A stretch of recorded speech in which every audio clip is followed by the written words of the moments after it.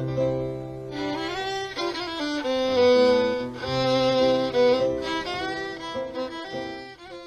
your lifetime, what kind of societal changes have you noticed?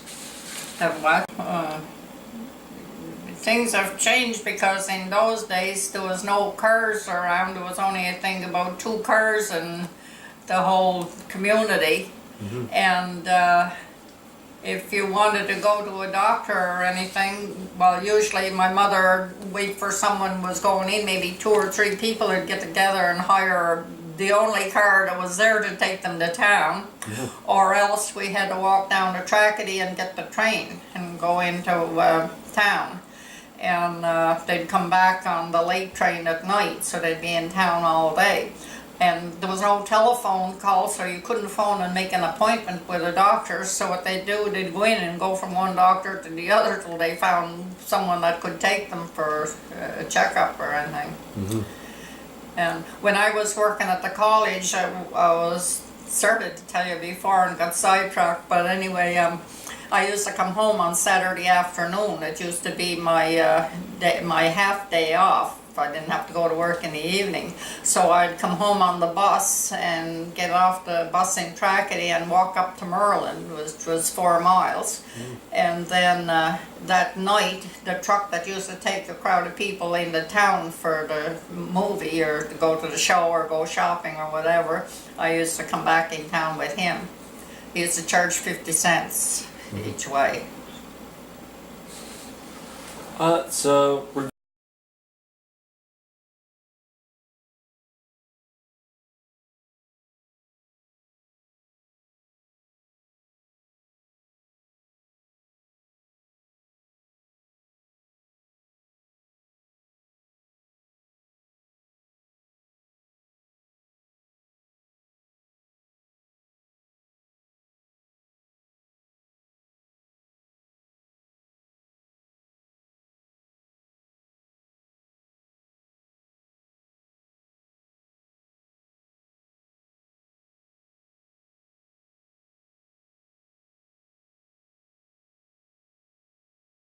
having a mass at Christmas there all the time I was growing up.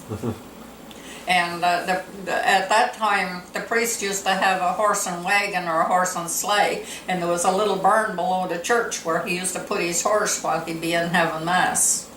Mm. And the church, the vestry was in behind, and that's where there was a kneeler there where you could go to confession, and the people would line up inside of the railing to go in, you know, in turn.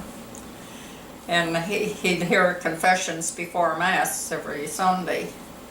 And they used to have, when the monastery, the Augustinian monks came there in August of 1938. And they used to have Mass at 6 o'clock in the morning, and we used to get up at 4 o'clock in the morning and walk down to the monastery on the first Friday of the month to go to Mass, and then come home and go to school. So you mentioned how a lot of the smaller schools, small local community schools, have closed. Now, what have been the effects of those small schools closing on communities? Well, I think when the schools started closing, I think that's when a lot of the people started moving away and going to different places. That's why now there's no kids left to go to school, that they're closing all the schools that were still open. Mm-hmm. They closed the one in Heatherton there a couple of years ago. They had, when we first moved down here in 1966, they had, they built the school, I think it just opened in 1959 or 60 in Tracadie. Well, that school is gone now, and they just have the one in Monastery. And the one in Monastery, the original one, was just built not long after around the time we moved down here. That was the high school. Now they have one big school for everybody. Mm-hmm. And that's the academy, and I see they closed the academy in Mulgrave. They'll probably be closing that in a few years too.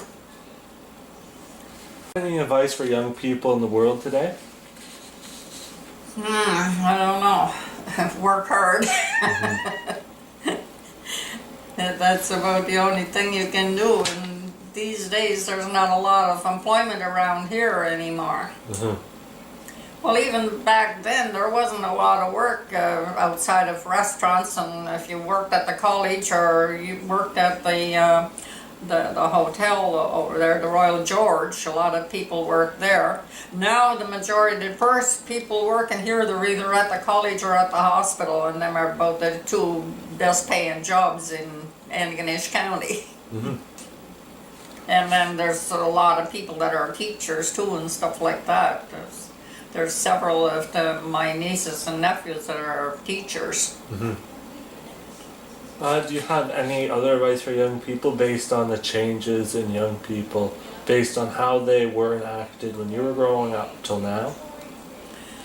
I don't know, the world is a lot different than when I was growing up.